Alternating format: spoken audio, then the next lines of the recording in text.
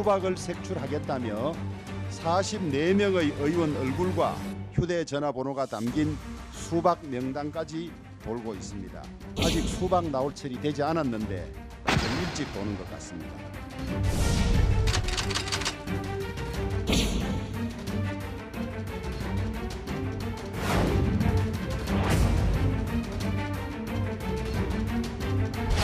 저희가 투표하지 않는 보이콧하는 방식도 있죠. 과반 출석, 과반 찬성인데 저희가 다 투표하지 않는 방식을 취하면 되죠.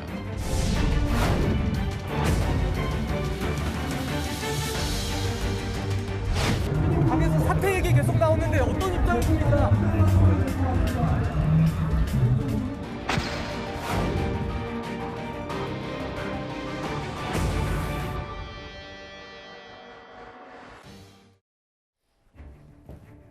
힘겨운 부결에 이어서 내일은 재판. 오늘 뉴스탑10은 바로 여기부터입니다.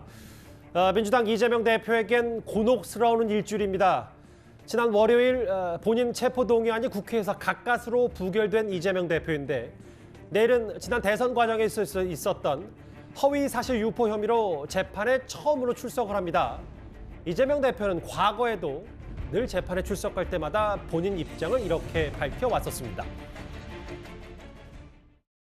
시장으로서 시민을 위해서 일해야 될 그 귀한 시간에 허접한 고발을 이유로 검찰 조사를 받기 위해 이 자리에 와 있습니다. 엄정 중립의 자세로 국가의 정의를 세워야 할 검찰이 야당 탄압, 이재명 죽이기에 앞장서고 있습니다. 시장이 형이라는 이유로 이걸 방치하게 되면 그 피해를 누가 감당하겠습니까? 제가 안타깝게 생각하는 것은 그때 진단 절차를 계속 했어야 되는 거 아니냐. 정치적 문제 제기나 또는 정치적 공격 때문에 사실상은 중단했고 그 점에 대해서 저희 어머니나 가족들은 매우 안타깝게 생각합니다. 5년 전이었습니다. 사실 얼마 전까지만 해도 이재명 대표 피의자 신분으로 서울중앙지검에서 소환 조사를 받았는데 내일은 그 근처인 피고인 신분으로 서울중앙지법에 갑니다. 공직선거법 위반 공판기일이 이제 내일 첫 재판이 있고 격주로 무조건 출석을 해야 됩니다. 3년 반 만에 재판에 넘겨졌기 때문에 피고인 신분이 됐는데요. 격주로 이제 재판에 출석한다. 다음 화면을 좀 보겠습니다. 정혁진 변호사님. 네네. 이게 민사가 아니라 형사 재판이기 때문에 피고인은 반드시 재판에 나가야 된다. 그게 설사 제1야당 대표라도 말이죠. 이게 원칙입니다. 네네. 일단은 이제 민사 재판은요. 당사자가 출석하지 않아도 변호사만으로도 재판이 가능한데 형사는 틀려요. 그 형사소송법에 어떻게 되어 있냐면은 피고인이 출석하지 않으면 개정하지 못한다 이렇게 되어 있거든요. 그런데 이제 예외적인 경우는 어떤 경우냐면은 굉장히 경미한 사건, 500만 원 이하 벌금이 내려지거나 아니면 피고인이 뭐 병 걸리고 그럴 수 있지 않습니까? 그런 경우에 이제 불출석 허가 신청을 해요. 근데 이때에도 의사 진단서 같은 것들이 당연히 필요하죠. 거기에 대해서 법원이 허가한 경우, 이런 예외적인 경우가 아니면은 피고인이 출석해야지 그 형사 재판이 진행될 수 있다라고 형사소송법 276조에 규정이 되어 있는데 여기서 중요한 건요. 형사소송법 276조의 제목이 뭐냐면 피고인의 출석 권이에요. 다시 말해서 피고인은 반드시 출석해야 된다라고 하는 의무가 아니고 피고인이 재판에 나가가지고 자신의 억울함을 해명할 수 있는 권리를 주는 것이다. 형사소송법이 이렇게 되어 있거든요. 그렇기 때문에 물론 이제 내일부터 시작되는 그러한 재판에 이재명 대표가 출석하지 않을 이유가 없지만 만약에 만에 하나 진짜로 이재명 대표가 출석을 안 한다 이렇게 되면은 이 권리를 갖다 포기했다는 그런 의미가 되는 거고 그것은 어떤 의미가 되느냐 판사한테는 저 사람이 저 피고인이 범행을 자인하고 있구나 이런 인상을 주는 것이기 때문에 그러니까 이 대표 본인 재판에 좀 불리할 수 있다는 말씀이죠. 그렇죠. 그러니까 출석을 안 하면. 네네 그런 것들을 이재명 대표 본인이 이제 변호사시고 재판도 많이 하셨을 테니까 옛날에 또 형사 변호도 많이 하지 않았습니까? 그런 부분들은 잘 알고 계실 거라고 저는 생각이 됩니다. 검찰이 소환 조사하는 피의자 신분에서 이제 재판에 넘겨졌기 때문에 내일 첫 재판 피고인 신분이 됐습니다. 그런데 이 재판 시간이 오전 10시에서 10시 40분으로 시간이 변경됐어요. 최고위원회 참석 때문인가 최근에 검찰 소환 조사 때도 교통체증도 있었습니다만 최고위원회 참석 때문에 좀 검찰 출석도 좀 늦어졌던 경우가 있긴 있었거든요. 그런데 참 이재명 대표는 우리 일반인들이 누릴 수 없는 많은 특권들을 누리시는 것 같습니다. 지난번 검찰 조사도 날짜 지정도 보면 나는 평일에는 일해야 되니까 주말에 나가겠다 해서 본인이 또 토요일 날 출두하는 경우도 있었고요. 또 출두 시간을 검찰이 한 10시쯤 왔으면 좋겠다라고 이야기를 했지만 나는 회의 때문에 11시에 가겠다라고 해서 또 그렇게 출석한 적이 있죠. 이제 검찰 쪽에서 뭐 검찰을 정치 검찰이니까 뭐 그렇다 이해를 하더라도 이제 또 법원의 출석도 본인이 시간을 지금 변경하고 있는 거 아니겠습니까? 우리는 일반인은 도저히 저렇게 상상할 수가 없을 겁니다. 나 일이 있으니까 좀 늦게 갈 테니까 판사가 좀 늦게 재판 열어주라. 이렇게 이야기한다면 아마 이 피고인들 같은 경우는 변호사들이 다 말릴걸요. 이거 뭐 처음부터 판사한테 뭐 찍힌다 소위 뭐 그런 것이 있을 텐데. 자, 그러면 최고위원회 때문에라고 그렇다고 그러면 최고위원회를 빨리 하면 될 거 아닙니까?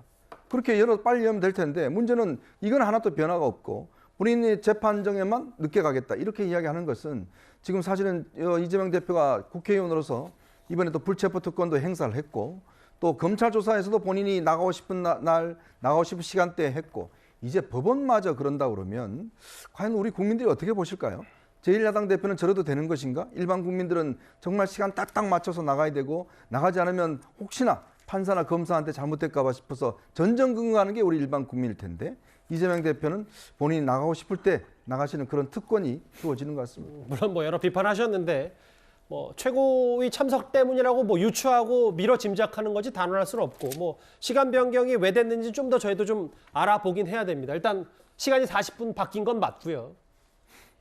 다음 화면을 좀 보겠습니다. 근데 이제 내일 첫째 반이고 어쨌든 이재명 대표가 대표로 취임된 이후에 처음으로 이제 서울중앙지법에 나가는 거기 때문에 근데 강성 지지자들이 검사 독재 정권과 힘겹게 맞서고 있는 이 대표에게 지지자들의 힘을 모아달라. 일단 내일도 꽤 많은 이 대표의 지지자들이 막 개딸들이 서초동으로 좀 집결할 거라고 보이는데요. 예. 그러니까 뭐 최근에 이제 체포동의안 부결이 가까스로 좀 됐잖아요. 거기에서 이제 많은 뭐 지지자들이 조금 좀 충격을 먹은 것 같기도 하고 그래서 좀 힘을 실어줘야 되겠다 이런 분위기가 있는 것 같습니다. 그래서 일단 내일도 좀 뭐 수백 명, 최소 수백 명 정도가 모이지 않을까 그렇게 보여지고 온라인 방청도 뭐 이제 신청을 많이 할 것 같습니다.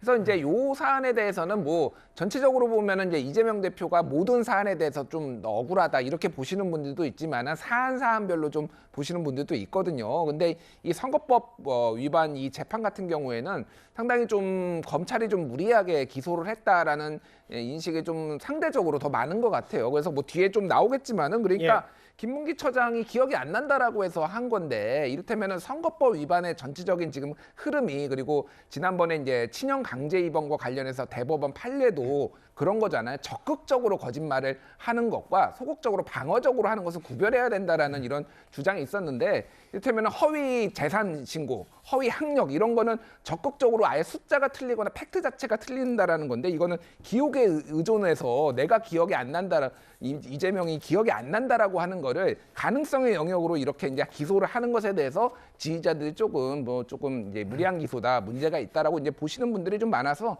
그래서 좀 더 많이 이제 모이지 않을까 그렇게 보여집니다. 내일 서초동 또 분주할 것 같고요. 실제로 재판 방청 신청까지 독려하는 이 대표의 강성 지지자들이었습니다. 내일 아마 대략적인 스케치를 제가 시작부터 해봤다면 본론으로 가보겠습니다. 내일 재판의 쟁점은 이재명 대표가 지난 대선 당시에 당선을 목적으로 허위 사실을 유포했는지 아닌지 이 여부입니다. 화면을 만나보겠습니다. 국토부 장관이 도시관리계획 이거 변경 요구하면은 지방자치단체장은 반영해야 된다. 의무조항을 만들었습니다. 이걸 가지고 만약에 안 해주면 직무유기 뭐 이런 걸 문제 삼겠다고 협박을 해서 제가 그때 낸 아이디어가 뭐냐면 반영은 해주는데 다 해주라는 말은 없으니까 조금만 반영해주겠다. 이분하고 내가 통화를 많이 했다.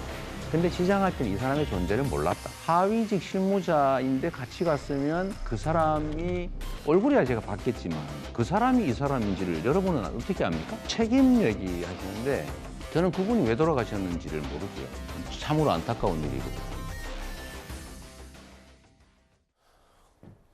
검찰이 내일 첫 재판에 뭐 자신감을 보이는 이유가 여러 전해지는 바에 있는 게 고 김문기 처장 몰랐다.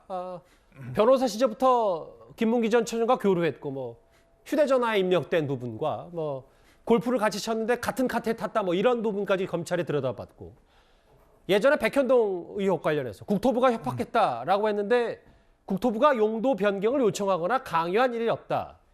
이게 기억의 문제가 아니라 물증이 확실하다. 이게 검찰의 좀 시각인 것 같거든요.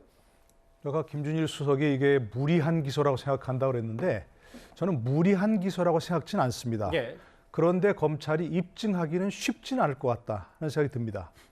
왜냐하면 둘 다 뚜렷하게 손에 잡히는 걸로 뭔가 검찰이 확증을 이겨서 판사를 설득하기 쉽지 않은 문제거든요. 어떤 부분에서 그렇습니까? 첫 번째 나온 게 바로 이제 백현동 문제 아니겠습니까? 이게 이제 그 국토부에서 협박해서 해줄 수밖에 없었다 그 얘기 아니겠습니까? 용도 변경을. 그런데 국토부에서 보낸 공문을 보면 귀시에서 용도 변경 문제는 귀시 즉 성남시에서 적의 처리하세요라고 이렇게 했다는 거 아니겠습니까?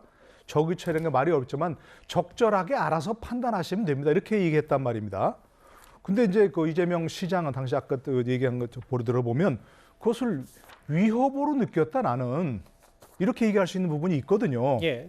물론 용도 변경을 강요하거나 요청한 사실은 없다 그래서 협박이란 그 단어는 과도한 것이다 얘기할 수 있지만 본인은 나는 그 시장의 지위에서 위협으로 느꼈다 이렇게 얘기한다면 아니다 그게 아니라 협박으로 라고 얘기할 수 있는 건 틀렸다 이렇게 얘기하기 쉽지 않은 그런 부분이 분명히 있습니다. 예. 이 부분은 눈에 잡히는 것으로 객관적으로 할 수 있는 게 아니니까. 네. 예.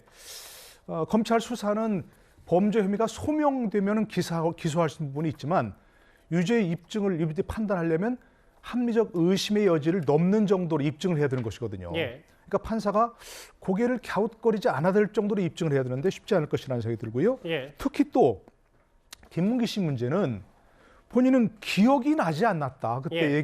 내가 발언할 때는 정말 객관적으로 봐서야 당연히 알 수 있는 위치에 있다고 볼 수 있지만 나는 개인적으로 기억이 안 났다. 이렇게 얘기한다면 그것이 사실이 아니다 그 말이. 이걸 입증하기 쉽지 않은 그 부분이에요. 예. 물론 여러 사람의 증언, 또 뭐 사진도 많이 나왔지 않습니까? 사진도 나왔고 알겠습니다. 본인도 뭐 결제한 서류 있다고 하지만 그 사람이 그 사람인지는 몰랐다 얘기한다면 이 부분은 입증하기는 쉽지 않은 그런 과제라는 생각이 듭니다.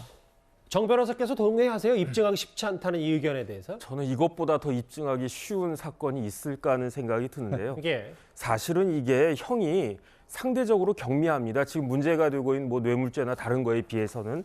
왜냐하면 이제 공직선거법 뭐 끼케야 제가 봤을 때는 이게 실형도 있지만 벌금 정도 나올 것 같은데 그럼에도 불구하고 이게 굉장히 중요한 재판이라고요. 왜냐하면 첫 번째로 이재명 대표의 정치적 생명이 걸려있는 재판이고요. 예. 두 번째로 그 공직선거법에 따르면은 민주당이 대선 비용 전체를 다 반환하게끔 되는 그 결과가 나올 거고 예. 그다음에 무엇보다도 이게 지금 뭐하고 연결됐냐면요. 단순히 지난번하고 틀리게 이거는 실질적인 메인 게임이라고 할 수 있는 대장동하고 백현동하고 연결이 되어 있는 거예요. 아하. 왜냐하면은 대장동에 관련해 가지고 왜 김문기 처장을 몰랐다고 그랬습니까?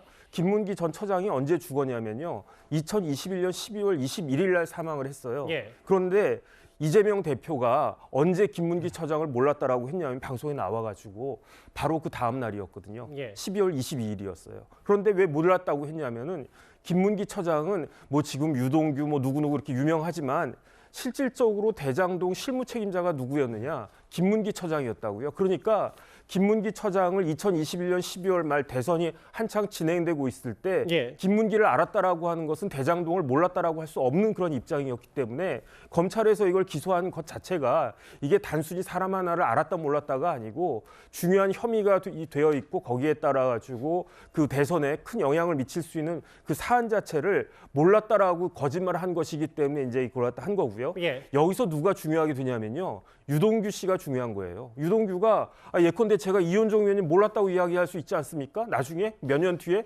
그런데 그때 이제 앵커가 그때 이렇게 방송하지 않았느냐 그러면은 제3자인 판사가 딱 봤을 때 사람들이 이렇게 이야기하고 믿을 수 있는 사람이 이렇게 이야기하는데 저 사람을 몰랐다라고 할 수 있다라고 하는 게 말이 되느냐. 그런데 그 역할을 누가 하느냐. 유동규 씨가 할 거고요. 더 중요한 건 뭐냐면요. 예. 백현동이거든요. 백현동 관련해 가지고 제가 이제 저도 이제 국방부에서 공무원도 하고 막 그래봤지만 알겠습니다. 어떤 예. 공무원이 그 용도 변경을 하라고 그렇게 그 협박을 갖다 하겠습니까? 그 자체로 말이 안 되는데 그럼에도 불구하고 협박을 했다라고 하는 것 자체가 이재명 대표가 백현동에 그렇게 종상향 4단계가 된다는 것 자체가 말이 안 된다라고 하는 걸 본인이 알고 있다라고 하는 것을 스스로 드러낸 거기 때문에 예. 여기에 대한 입증은 제가 봤을 때 그렇게 어렵지 않을 거라고 생각이 듭니다. 예, 좀 각기 다른 전망을 좀 해주셨어요, 두 분이. 정혁진 변호사께서 언급하신 그 인물, 내일 이재명 대표 첫 재판에도 출석을 합니다. 화면을 잠시 보고 오겠습니다. 성실하게 모든 것 있잖아요. 그간에 어떤 이제 감춰주려 했던 거 말고 그냥 모든 거 다 털어놓고 그냥 제가 믿는 그대로 나도 벌을 받을 거예요. 증거를 다 주었다고 생각하는지 모르겠는데 그래서 흔적 같은 거 다 지워지는 게 아니니까. 거짓말은 또 다른 거짓말을 날 거고 수많은 거짓말을 해야 될 겁니다. 그분들이 자꾸 거짓말 하시면 진실로 한번 확실하게 가려드리겠습니다. 바로 유동규 전 본부장도 내일 재판에 나오고요. 흥미롭다는 표현이 적절하진 않겠지만 그만큼 지금 유동규 전 본부장과 이 대표가 각기 다른 대척점에 있기 때문에 특히 유 전 본부장 최근 유튜브를 통해서 이건 개인적인 주장입니다만 이 대표가 겁이 많다더니 재판 갈 때 다른 지지자들 같이 대동한다더니 이런 표현까지 썼는데 특히 이 김문기 전 처장 관련해서 같이 골프 치고 카트까지 쳤다. 이런 주장들을 계속 했고 검찰에서 얘기했기 때문에 실제로 내일 대면하는 이 두 사람의 그 화면도 꽤 눈여겨볼 만한 것 같아요. 그렇죠. 이거 아마 공식적으로 아마 처음으로 이렇게 대면하게 될 것 같은데요. 왜냐하면 이제 돌아가신 김문기 씨 같은 경우는 유동규 씨하고 성남 도계공 오기 전부터 함께 일을 했습니다. 그래서 같이 이제 성남 도계공에 들어와서 일을 했거든요. 그러니까 두 사람은 굉장히 친한 사이예요. 예. 그리고 2015년도에 여기 출장 갈 때도 원래는 김문기 씨가 가는 게 아니었습니다. 다른 사람이었는데 그 사람을 바꿨어요. 그 바꾸는 과정에서 정진상 씨가 허락을 해서 이 김문기 씨로 바꿨거든요. 왜냐하면 당시에 이 2015년도가 대장동 사업을 본격적으로 시작하기 직전입니다. 자, 그렇다 보니까 김문기 씨가 여기 실무를 담당했기 때문에 실제로 김문기 씨가 이제 동행을 했고 가서 김문기 씨하고 이제 이재명 대표하고 함께 이제 골프도 같이 치고 그런 관계였지 않습니까? 그 이후에도 초과이익 환수 조항이라든지 등등 이런 걸 놓고도 계속적으로 실무적으로 보고를 했었고 예. 저는 근데 이제 지난번 경기도지사 시절에 선거법 위반 사건도 그렇고 이번도 그렇지만 이 모든 부분들이 이재명 대표는 변호사잖아요. 예. 그리고 본인이 지난번 이 선거법 위반 사건 때 정말 고생을 했지 않습니까? 거의 죽다가 살아났잖아요. 2심까지 유죄 나왔다가 결국 대법원에서 판결해서 소극적인 거짓말은 거짓말이 아니다라는 정말 희한한 판결 때문에 살아난 거 아니겠습니까? 당시에 권순일 전 대법관이 큰 역할을 했다는 거 아니겠습니까? 예. 7대5로 해서 됐는데 그렇다면 저 같으면 말조심을 해야 될 것 같아요. 왜냐하면 본인이 김문기 씨를 모른다는 게 상적으로 이해가 안 되면 예. 알고는 있었다라는 정도로 이야기를 하면 아무 문제가 없었을 겁니다. 자, 그런데 본인이 전혀 몰랐다라고 이야기를 해버리니까 이게 이제 문제가 된 것이고 백현동도 마찬가지예요. 그럼 본인이 좀 압박을 느꼈다라고만 이야기하면 될 텐데 문제는 협박당했다고 이야기하니까 이게 또 문제가 되는 거거든요. 예. 모든 게 지금 사건이 보면 이재명 대표의 그 입에서 출발한다는 거죠. 왜냐하면 있는 사실을 그대로 이야기하는 게 아니라 너무 과도하게 이야기한다든지 예. 또 지난번에 이어서 지금도 마찬가지고 법조인입니다. 변호사기 때문에 왜 이런 부분들이 중요한가를 본인도 알 텐데. 알겠습니다. 근데 자꾸 본인이 이런 말로서의 어떤 이런 법적인 소송을 한다 이런 아쉬움이 있습니다. 재판은 아직 시작도 안 됐는데 여러 사실 가능성에 대해서는 얘기가 많이 나오죠. 왜냐하면 민주당으로서는 상상도 하기 싫겠지만 정말 만약에 재판이 진행이 됐고 최종까지 만약에 이 대표가 이 허위 사실 유포 혐의가 재판부가 이 대표 손을 들어주지 않고 검찰 손을 들어줬을 경우 당선 무효형에 해당하는 형을 확정받게 되면 434억 원을 다시 돌려내야 되는데 이 부분에 대한 그 상상과 파괴력은 엄청나기 때문에 좀 고민이 많을 수도 있어요. 민주당에서는 상당히 위기감을 느꼈던 것도 사실이고 그 부분은 이제 만약에 그렇게 100만 원 이상 나오면 어떻게 할 것인가에 대한 고민, 그거 대책을 아직 구체적으로 마련하지는 않았지만 고민들이 있는 건 사실인데 예. 민주당 쪽에서는 대체적으로 이거는 무죄가 나오거나 100만 원 이하로 나올 것이다라고 얘기를 한 거예요. 여기 예. 오늘 굉장히 의견들이 다른데 예. 예를 들면 저도 이재명 대표가 거짓말을 했을 가능성 상당히 높게 봅니다. 왜 정말 몰랐을까? 근데 그거를 입증한다라는 게 가능성의 영역으로 검찰이 입증을 하면 안 되는 거죠. 확실하게 물증. 그러면 김문기하고 골프 2015년에 쳤는데 정말 몰라? 알아. 이거를 가지고 하면 안 된다라는 거예요. 확실하게 뭐 이를테면 문자를 주고받았다니 뭐 이 정도의 물증이 있지 않는 이상. 그리고 백현동의 협박 같은 경우에도 이게 당시에 기사들이 있어요. 이게 성남시의 정부가 국토부가 상당히 압박을 가한다 이런 류의 것들이 정황 증거로 있기 때문에 이게 알겠습니다. 유죄가 나올 가능성 배제할 수 없지만 그렇게 세게 형이 나올 것 같지 않다. 이게 이제 민주당 쪽의 시각인 것 같습니다. 434억 당선 무효에 대해서 벌써부터 저런 예측이 나오고 있는데 내일 대표 취임 이후 첫 재판에 나섭니다. 이재명 대표에게가 첫 번째 이슈였습니다.